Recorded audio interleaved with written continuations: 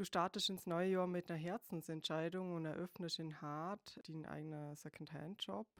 Ja, das war eine Herzensentscheidung, weil ich das einfach schön finde, wenn nachher Leute kommen und ein Lieblingsstück finden und ich für mich einfach sagen kann, ich tue was, was mir selber Spaß macht. Ich finde Secondhand ganz wichtig, gerade in der heutigen Zeit, dass man einfach eine gute Ware und schöne Ware noch einmal verwendet und nicht einfach wegwirft. Äh, Ich bin kein Fan von Billigware und denke, es gibt, oder meine Oma hat schon gesagt, also das fällt mir jetzt einfach so ein, äh, kauf was Anständiges, dann hast du es länger. Und ich denke, da hat die Oma ganz recht gehabt.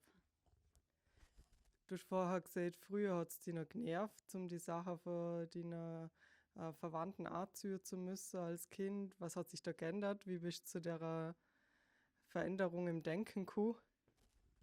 Als Kind hat es mich wahnsinnig genervt, weil da mussten wir als Cousinen immer so lange die Sachen nachtragen, bis sie dann wirklich kaputt waren. Das war aber jetzt dann schon vor über 50 Jahren. Und man hört es vielleicht, dass ich aus der Steiermark komme und waren die Verhältnisse vielleicht auch noch anders. Aber jetzt bin ich zu Secondhand gekommen, weil ich ganz viel Trachtenmode hatte.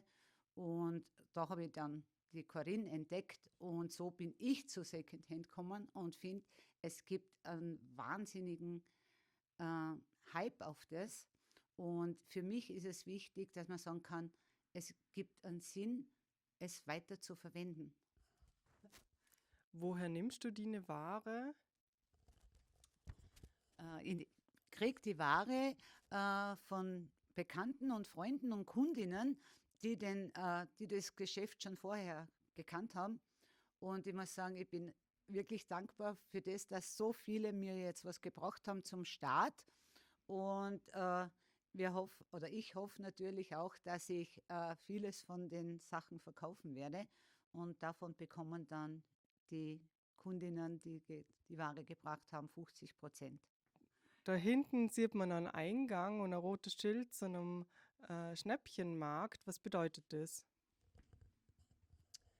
Ja, wir haben einen Schnäppchenmarkt und ich nehme ja die Ware für 3 Monate in Kommission. Und so wie ich auch als Kundin früher da war, äh, holt man die Ware nicht mehr ab und spendet sie mir. Und die gespendete Ware geht dann in den Schnäppchenmarkt und da wird sie dann um 5 € verkauft. Und wenn sie dann auch da nicht mehr verkauft wird oder sich einiges ansammelt, dann geht es in den Flohmarkt, in die Alma und die fahren dann mit Hilfstransporten dorthin, wo es auch gebraucht wird.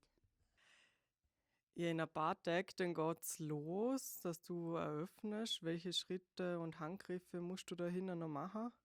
Ja, jetzt kommt der Feinschliff noch und ich kriege auch noch ein Regal. Äh, Die Beschriftung ist noch nicht perfekt, also das muss alles noch überarbeitet werden. Und im Hintergrund sind natürlich auch Büroarbeiten noch zum Erledigen, aber im Laden selbst sind wir fast fertig. Und wie blickst du jetzt der Eröffnung entgegen? Also es ist sehr aufregend und spannend und es ist ein ganz ein kurzes Gefühl und ich freue mich unwahrscheinlich auf viele, die kommen und dass wir einen wunderschönen Tag am 14. gemeinsam erleben.